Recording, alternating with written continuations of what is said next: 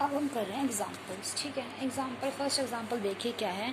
For the linear transformation, इसकी statement मैं यहाँ से समझाती हूँ। देखो, फॉर हमें क्या है, एक लीनियर ट्रांसफॉर्मेशन टी गिवन है R square to R cube, जो इस तरीके से डिफाइन है। हमें क्या फाइंड आउट करना है, हमें नल स्पेस की बेसिस फाइंड आउट करनी है, उसकी डायमेंशन फाइंड आउट करनी है, और रेंज स्पेस की भी बेसिस फाइंड आउट करनी है और डायमेंशन फाइंड आउट करनी है, ठीक है।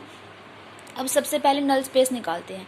To find null space of T and its dimension, by definition जो नल स्पेस होता है हमारे पास, नल स्पेस ऑफ टी, उसके अंदर डोमेन के वे एलिमेंट जाएंगे जिनकी इमेजेस क्या आएंगी, जीरो आएंगी।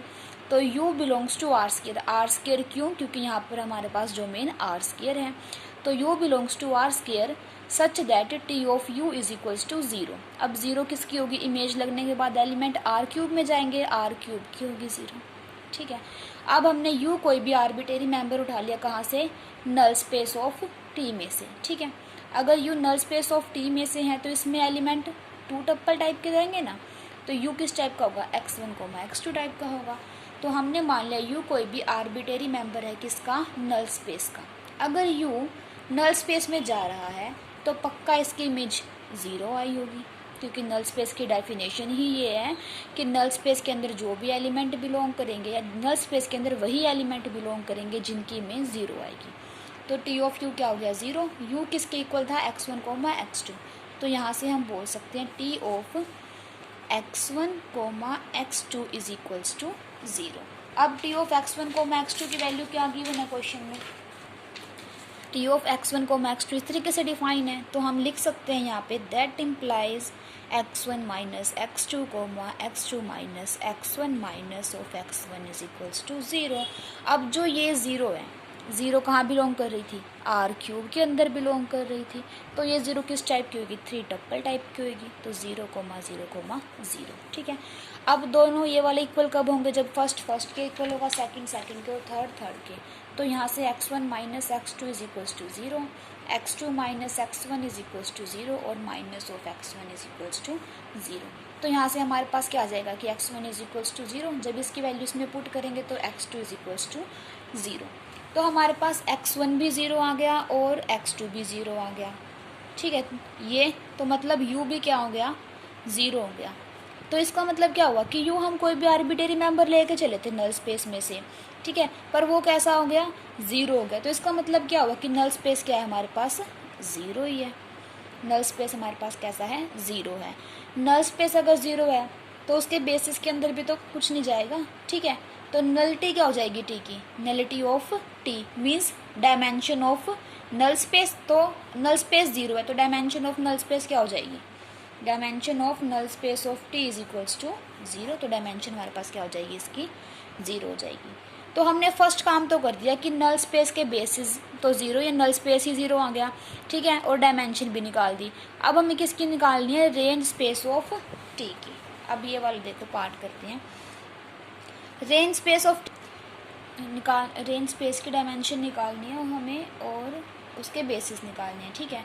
तो हम क्या करेंगे, रेंज स्पेस से कोई आर्बिट्रेरी मेंबर लेकर चलते हैं, ठीक है।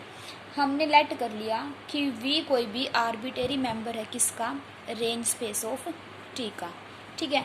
अगर v range space of t में जा रहा है तो v किस टाइप का होगा, मीन्स किसी ना किसी एलिमेंट की इमेज रहा होगा, ठीक है। तो हमने मान लिया v is equals to T of x1, x2। अभी x1, x2 देखो, t हमारे पास ट्रांसफॉर्मेशन थी R square to R cube. हमने v एलिमेंट रेंज स्पेस का लिया है तो मतलब यहाँ आर क्यूब से ही होगा, तो v यहाँ पर होगा कोई एलिमेंट, ठीक है। अब v यहाँ पर है तो ये किसी ना किसी एलिमेंट की इमेज बन रहा होगा यहाँ आर स्क्वायर में, तो हमने उसको क्या नाम दे दिया, x1, x2। मीन्स यहाँ पे x1, x2 कोई एलिमेंट था जिसकी इमेज हमारे पास क्या आ रही है, v आ रही है, ठीक है। तो v इस टाइप का ही होगा क्योंकि रेंज स्पेस में बिलोंग कर रहा है, तो मीन्स किसी ना किसी एलिमेंट की इमेज रहा होगा।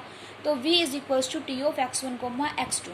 अब x1, x2 किसका एलिमेंट है, आर स्क्वायर का एलिमेंट है, ठीक है ना। अगर x1, x2 आर स्क्वायर का एलिमेंट है और आर स्क्वायर के जो बेसिस होते हैं, आर स्क्वायर के जो बेसिस होते हैं वो क्या होंगे, स्टैंडर्ड बेसिस 1, 0, 0, 1। अब ये बेसिस आर स्क्वायर के, तो इसको हम इसके लीनियर कॉम्बिनेशन में लिख सकते हैं। तो हम कैसे लिखेंगे, x1, x2 is equals to x1 into 1,0 plus x2 into 0,1। ठीक है ना, ये वाली चीज़ आ जाएगी। अब देखो क्या करेंगे कि इसको हमने नाम दे दिया E1, तो x1 E1 प्लस इसको हमने नाम दे दिया E2, x2 E2। ठीक है, किसकी वैल्यू है ये, x1 x2 की वैल्यू आ गई। दोनों तरफ क्या करेंगे, टी ऑपरेट करेंगे। T of x1 x2 is equals to T of x1 E1 plus x2 E2। T transformation है तो अलग अलग हो जाएगा, तो x1 T of E1 plus x2 T of E2। ठीक है, अब देखो टी ऑफ E1 निकालना है, टी ऑफ E2 निकालना है। हमें ट्रांसफॉर्मेशन गिवन है, हम इजीली निकाल सकते हैं। ठीक है, ट्रांसफॉर्मेशन में देखो टी ऑफ E1 की वैल्यू हमारे पास क्या है, 1,0। तो टी ऑफ 1,0 जब हम निकाल लेंगे तो हमारे पास बाय द गिवन ट्रांसफॉर्मेशन 1,0 कैसे निकालेंगे, x1 की जगह 1 पुट करेंगे और x2 की जगह 0 पुट करेंगे।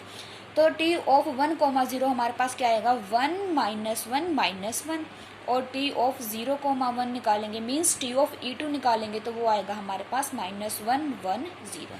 अब ये वाली चीज़ आ गई, उठाकर यहाँ पुट कर दो। ठीक है ना, अब देखो ये वाली क्या हो जाएगा हमारे पास, x1 1 -1 -1, ये टी ऑफ E1 था ना, plus x2 T of E2 मतलब ये वाली चीज़ -1 1 0।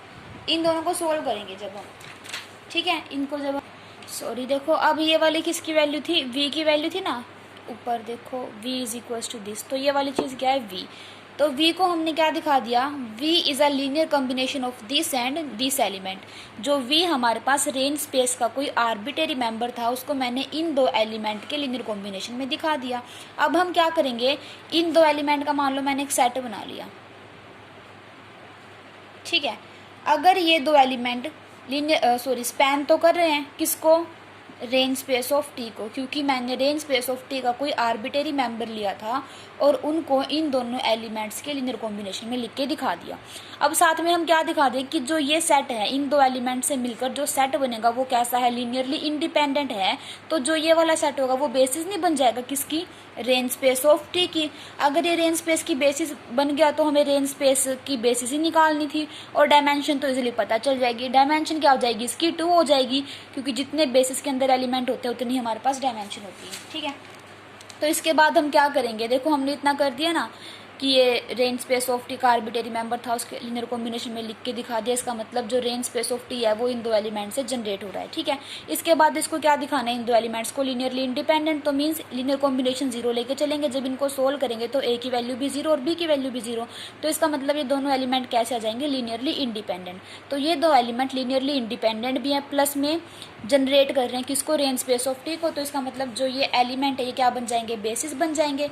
अब बेसिस के अंदर रेंज स्पेस ऑफ टी की बेसिस के अंदर कितने एलिमेंट है, 2 एलिमेंट्स हैं, तो dimension of range space of T कितनी हो जाएगी, 2 हो जाएगी।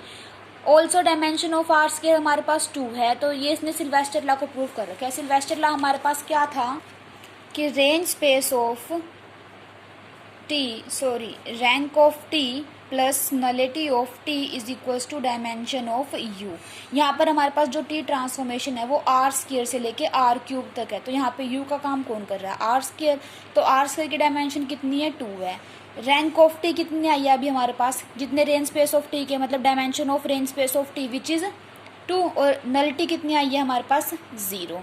तो 2 + 0 इज इक्वल्स टू 2। तो ये जो हमने निकाला है, सोल्व किया है, वो हमारा राइट है, क्योंकि सिल्वेस्टर लॉ भी यहाँ पर होल्ड कर रहा है। तो एग्जाम्पल नंबर फर्स्ट में हमें यही दिखाना था और हमने प्रूफ कर दिया। अब एग्जाम्पल नंबर सेकंड देखो। एग्जाम्पल नंबर सेकंड में हमें लीनियर ट्रांसफॉर्मेशन फाइंड आउट करनी है जब हमें क्या गिवन है, रेंज स्पेस का स्पैनिंग सेट हमें गिवन है। ठीक है, जो रेंज स्पेस का स्पैनिंग सेट है उसमें ये 2 एलिमेंट जा रहे हैं। ठीक है, अब देखो we know that R cube है, आर क्यूब है तो इसके स्टैंडर्ड बेसिस क्या होंगे, E1 E2 E3, E1 ये होगा, E2 ये होगा, E3 ये होगा। और आर क्यूब है हमारे पास 3 डायमेंशनल वेक्टर स्पेस हैं, तो E1 E2 E3 बेसिस होंगे आर क्यूब के। अब देखो 2 एलिमेंट हमें गिवन है, किसके, इधर इमेज वाले के, रेंज स्पेस के हमें 2 एलिमेंट गिवन है। ठीक है, तो 2 एलिमेंट गिवन है, हमने मान लिया जो E1 की इमेज है वो फर्स्ट एलिमेंट है, E2 की इमेज वो सेकंड एलिमेंट है। ठीक है, E3 की इमेज हमें नहीं पता तो हम 0 0 मान लेंगे। ठीक है, लास्ट एग्जांपल में भी पहले हमने यही किया था, तो E3 की इमेज हमने 0 0 मान ली। और रेंज स्पेस है हमारे पास, ठीक है, वो इससे स्पैन हो रहा है, ठीक है। अब यहाँ पे हम 0 0 भी मिला सकते हैं बीच में, क्योंकि इससे हो रहा है तो 0 मिलाने के बाद ऐसा तो है नहीं कि वो स्पैनिंग सेट ना बने, ठीक है। 0 का तो कोई फर्क नहीं पड़ेगा। अब ये हमारे पास टी ऑफ E1 की वैल्यू है, ये टी ऑफ E2 की, ये टी ऑफ E3 की। तो हमने क्या किया, x1 x2 x3 कोई भी आर्बिटरी मेंबर ले लिया R³ का। ये R³ कौन सा है, डोमेन वाला R³ जो यहाँ पर ये वाला R³ का है, ठीक है। हमने डोमेन का कोई भी एक आर्बिटरी मेंबर ले लिया x1, x2, x3। अब E1 E2 E3 इसके बेसिस थे, किसके, डोमेन के। तो इसको इसके लीनियर कॉम्बिनेशन में लिख सकते हैं हम, x1 E1 plus x2 E2 plus x3 E3। दोनों तरफ क्या करेंगे, टी ऑपरेट कर देंगे। टी हमारे पास लीनियर ट्रांसफॉर्मेशन है तो वो अलग अलग एलिमेंट्स पर ऑपरेट हो जाएगी, अलग अलग वेक्टर्स पर ऑपरेट हो जाएगी। अब टी ऑफ E1 की वैल्यू पुट कर दो यहाँ से, टी ऑफ E2 की, टी ऑफ E3 की वैल्यू को यहाँ पुट करेंगे तो हमारे पास क्या आ जाएगी, ट्रांसफॉर्मेशन आ जाएगी।